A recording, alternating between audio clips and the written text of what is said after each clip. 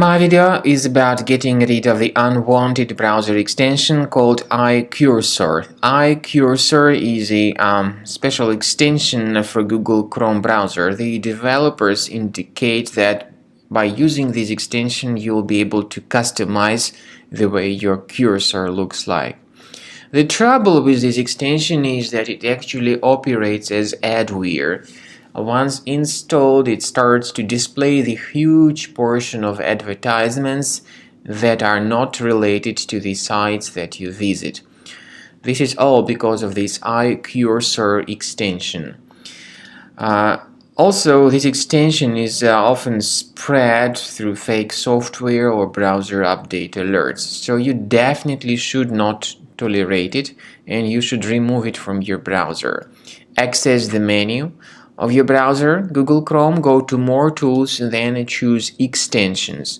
So if you find this iCursor extension, disable and remove this extension. Now, in order to make sure that the system is free of any other threats, I do recommend that you investigate it with Combo Cleaner Antivirus. Get it on the page combocleaner.com, download it, install it, and then start investigating your system with its help. After you successfully download and install the software, it will be initially in the trial mode. In the trial mode, only quick scan option is available so far. You need to click on Start Scan button, and most likely the program should first of all update its anti-malware database, which is of course definitely essential for proper detection and removal of any malware, ransomware, adware, or other types of computer infections. The scanning duration by Combo Cleaner will take some time, of course. It depends on various factors. It may depend on how infected the system is. It may depend on how many hard drives are being scanned at the same time. And at the end of the scanning, you will then see the complete summary of all the threats which were revealed on the computer.